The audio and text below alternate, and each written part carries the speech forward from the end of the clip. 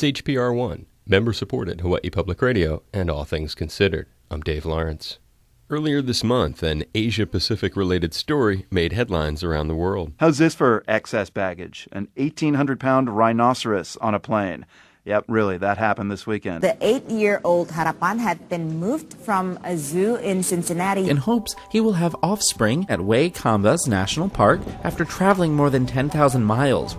The Sumatran Rhino at the center of the drama, Harapan, is one of the rarest large mammals on the planet, with about 100 still alive anywhere on Earth. We're excited that everybody wants to hear about Harry and his journey and the mission he's got ahead of him. That's Dr. Monica Stoops with CREW at the Cincinnati Zoo. CREW is the Center for Conservation and Research of Endangered Wildlife. The reproductive physiologist told us their Sumatran Rhino program began in the 1980s, which led to the birth of Harapan there in 2007.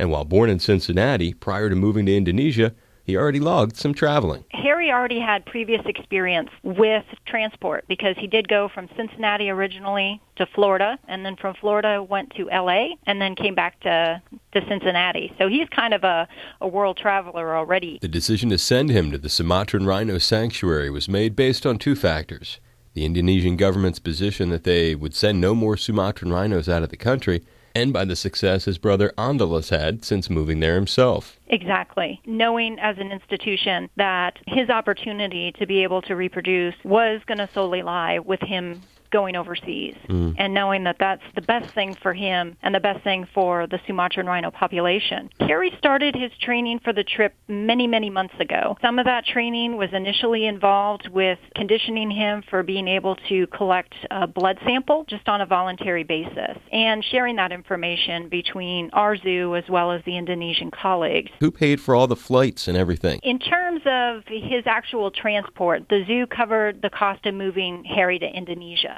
Okay. And that's part of doing business for our zoo. And also for Indonesia itself, non-governmental organizations, Yayasan Badak Indonesia, as well as ones here, the International Rhino Foundation. They had monies that had to go into getting all of his area ready. And the trip was truly something incredible. He went by truck to Columbus, and then he went by cargo jet to Chicago. Then he went to Anchorage, Alaska.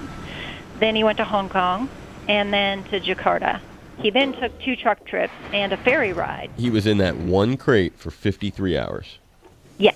Accompanying Harapan was a Cincinnati journalist, plus from the Cincinnati Zoo, a videographer, veterinarian Dr. Jenny Nolman, and Paul Reinhardt, team leader at Wildlife Canyon at the zoo, where he's worked since 1981. Paul was Harapan's keeper and the person closest to him during those first 8 precious years of his life. Aside from their rarity, smaller size, and hairy nature, what makes the Sumatran rhino, Paul, unique or different from other rhinos? Well, they're a very vocal species of rhino. They have a wide range of squeaks and peeps and whistles that they do to communicate with one another. They are very unique. Personally, I think they're very people-oriented. A Sumatran rhino will come when you call them. They enjoy being hand-fed apples and bananas and carrots and things. They'll stand there and eat from your hand all day if you let them. They seem to like that people-rhino connection. They're very docile, certainly not ferocious, absolutely almost lovable. Being a docile, lovable creature sure helped when it came to getting him comfortable and familiar with an important element in his trip, his specially made travel crate. The crate is a steel frame with wooden oak planks. There's a window in the front. You can hand feed him in that crate, so his whole nose or maybe a third of his head can come out through that, and he seemed to like that. He had access to the crate a lot, and we would bring him in every day, feed him in the crate, and knock on the crate. In time, you started banging on a crate, so it's nice and loud. The noises that we made were noises that he was going to encounter. The crate is about 7 feet, almost 8 feet long, 81 inches tall. How wide? 53 inches wide. More than 4 feet wide. He had plenty of room in that crate, too. It's important that animals have enough room, but not too much room that they could turn around or turn over in. Could he sit down? Yeah, he sat down a couple of times. More importantly, he could lay down. Most often, he was relatively calm. Here in Hawaii, the Honolulu Zoo has 2 black rhinos who have both a connection to the Cincinnati Zoo and to the Asia Pacific, where the rhino's greatest threat lies. As Honolulu Zoo Director Baird Fleming told us, as we fed them some early morning snacks of apples and carrots one recent Sunday. Corky came from the Cincinnati Zoo, but Satsuki came from our sister zoo in Hiroshima, Japan. And it's in Asia where popular misconceptions have put all rhinos in grave danger. That horn right there is so sought after, it's become an unfortunate burden for them. The folks in Cincinnati said it's sort of like a fingernail. That's right. It's mainly made up of keratin. The great thing is that it regenerates. If you see hers is kind of honed down, they like to rub it on whatever's out there. About 4,000 years ago, the Chinese started using it in traditional Chinese medicine. Then places in the Middle East use it for dagger handles and stuff. So it's quite popular in Asia right now as kind of like a cure-all. Does it have any medicinal value? Not that we know of. No, we cannot. They've done many studies about it and have come up with nothing. Unfortunately, when you have places in, for example, Mozambique, Africa, where the daily wage is less than $1 a day, 1 kilo of rhino horn is worth tens of thousands of dollars. We're fighting economics here. And while in some ways Honolulu is the most isolated zoo geographically, it's in a very good position when it comes to helping rhinos worldwide. Here in Hawaii, we're in a really terrific spot. We have a lot of Asian visitors, and the main commercialization or the main industry for the horn is in Asia.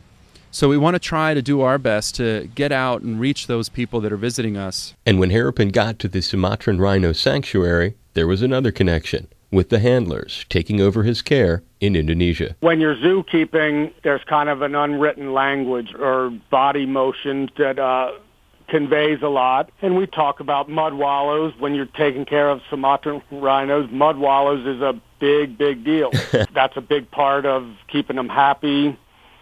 I trust them absolutely. They understand that all the eggs are in one basket now, and it's up to them to ensure their stability and their being on this planet for future generations to learn about.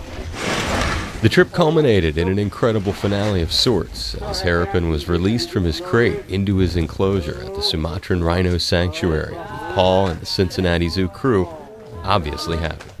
He came out absolutely fine. In the moment, I thought the best thing for me to do was to go in there and get some food and make sure he knew where his water was. For me, it seemed the logical thing to do, and to reassure him, again, it's night, there's lights out there, and he can see, but it's obvious that he's in a new place. I'm sure the smells are new. He hears all these voices. For me, it was a way of reassuring him that everything's okay. He knows my voice. Got some browse from the outside and put it in, and he came up and started eating, and I was tapping the top of the water so that he knew where his water was. I wasn't blubbering and crying, emotional like that. I live in the moment, and it's about getting him out of that crate and getting him settled in. I knew we were going to be there for a few days, so I had time to say my goodbyes. Talk about that. I did. The last thing, I went up to him and I held his head and I told him to behave and to be good and he'll have a good life here. And I know animals don't understand the English language, but it helps me to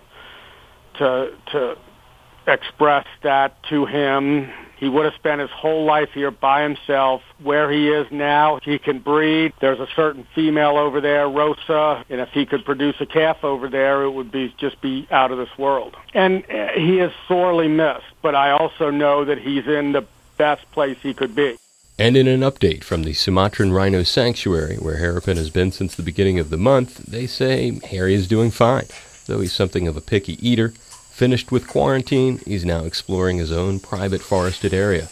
Most importantly, he has smelled and heard Rosa, his potential new mate, and hopefully it's a sound Harapan will be hearing a lot more of. For HPR News, I'm Dave Lawrence.